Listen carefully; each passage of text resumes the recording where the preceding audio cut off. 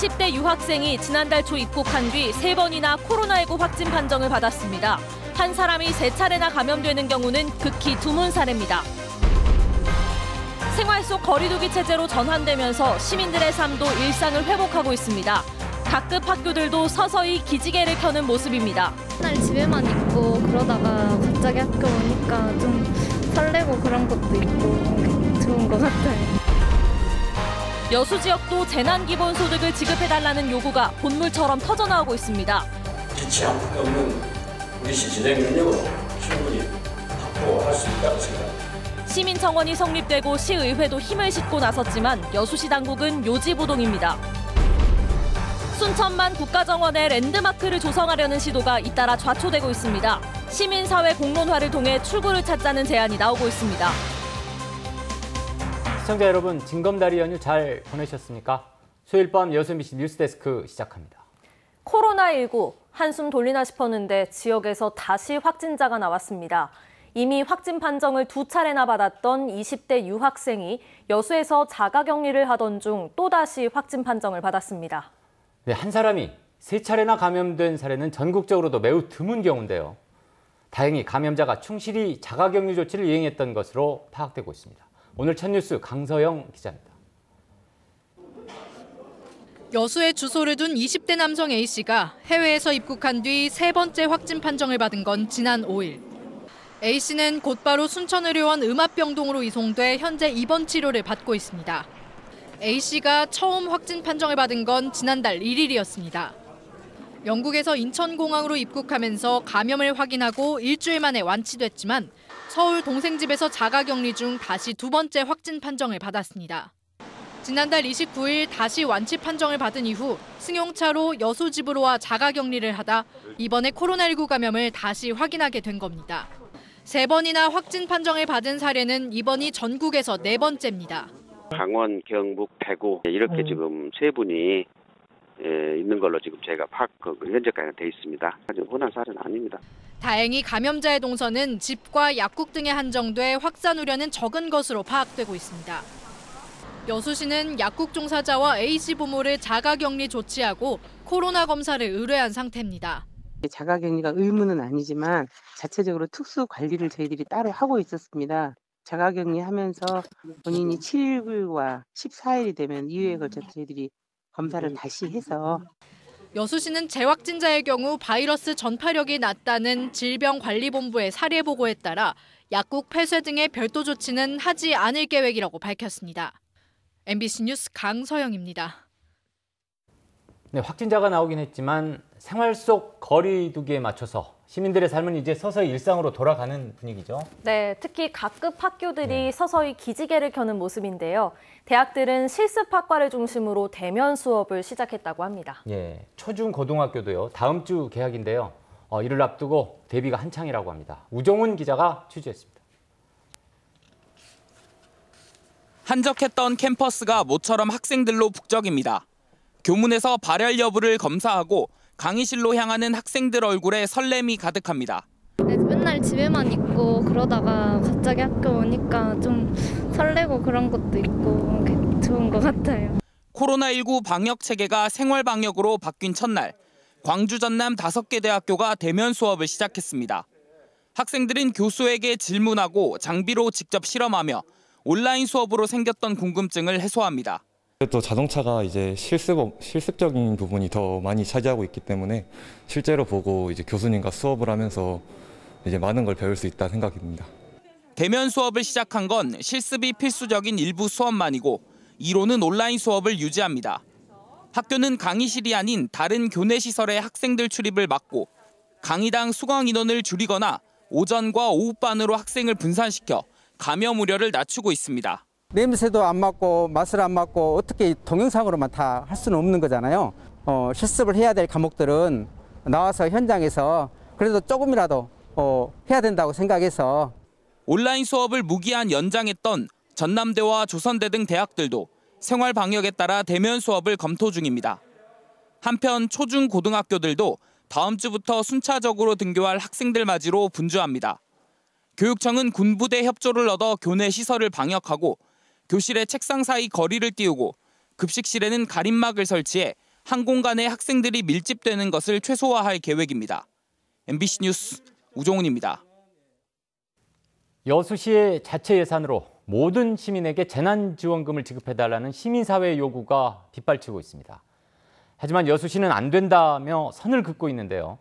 시민단체에 이어서 시의회까지 재난지원금 지급을 거듭 요구하고 나서서 논란이 확산되는 모양새입니다.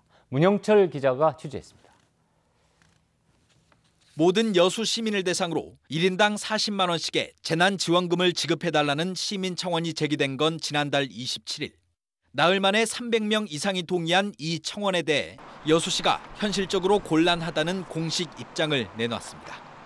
지난해 쓰고 남은 2,300여억 원의 잉여금 대부분을 올해 본 예산에 편성한 데다 시급하지 않은 예산을 삭감한다 해도 확보할 수 있는 재원이 330억 원에 불과하다는 겁니다.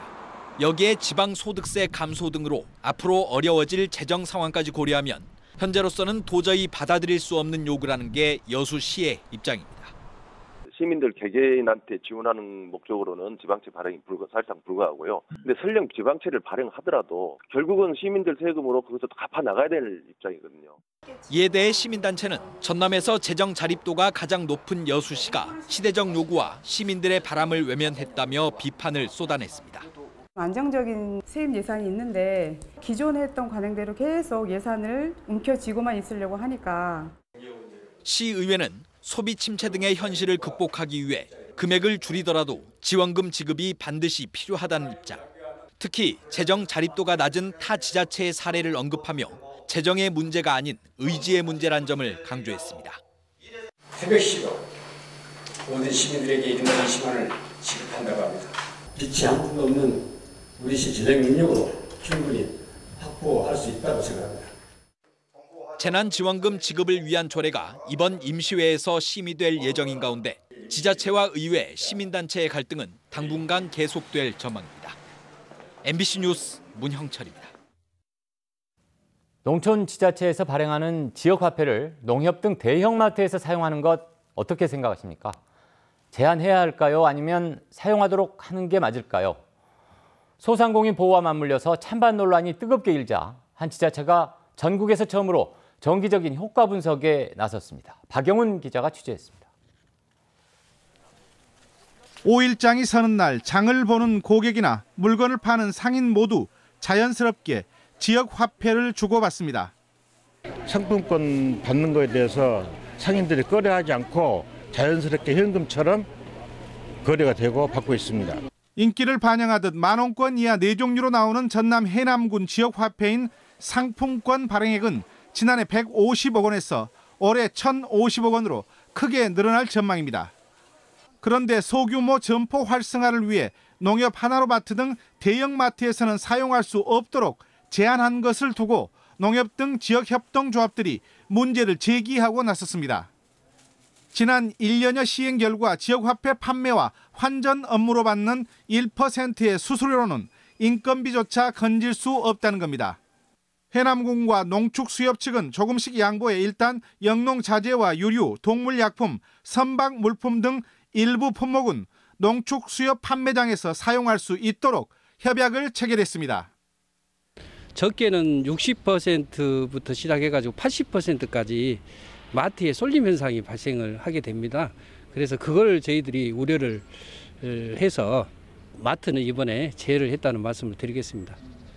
해남군은 언제든 갈등이 재현될 수 있다고 보고 올해부터 연 단위로 전문기관에 의뢰해 정기적인 지역화폐 효과 분석에 나섭니다.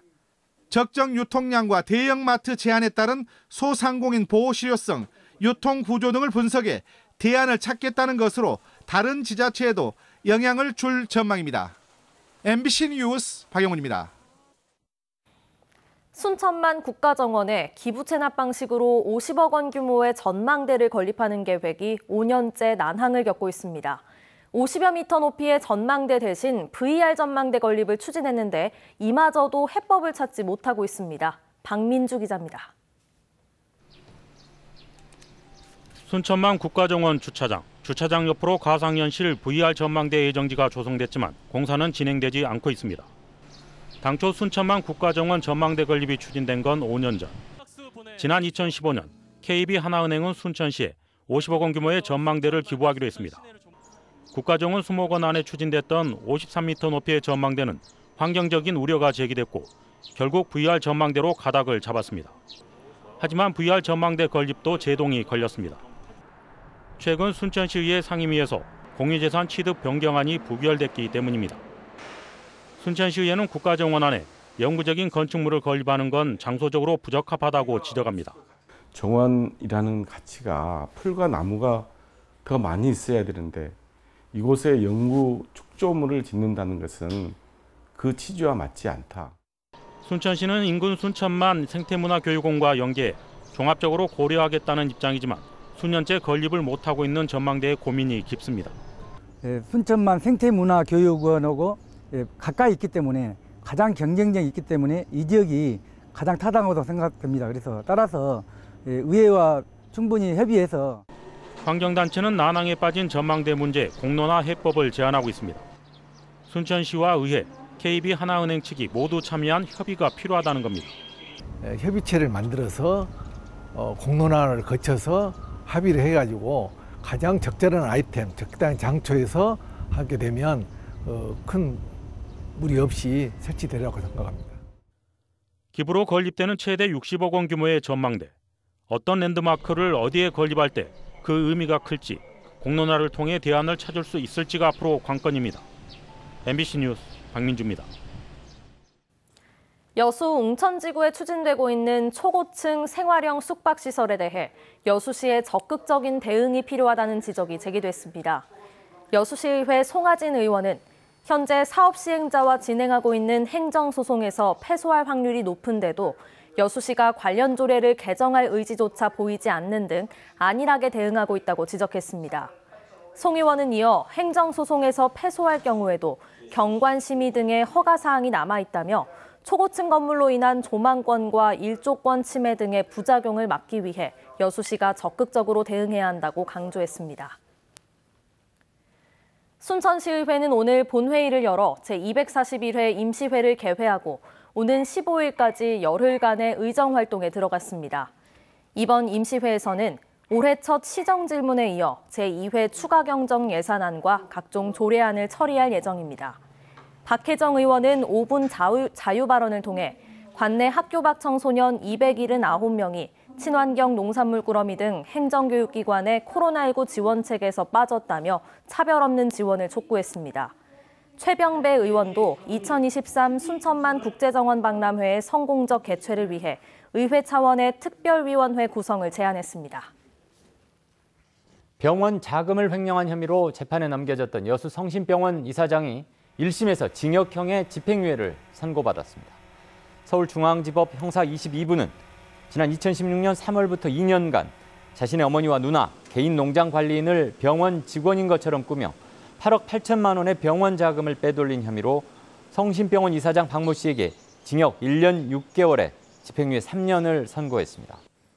재판부는 죄질이 가볍지 않으나 자신의 사비를 들여 병원 정상화를 위해 노력한 점 등을 감안했다고 양형 이유를 밝혔습니다.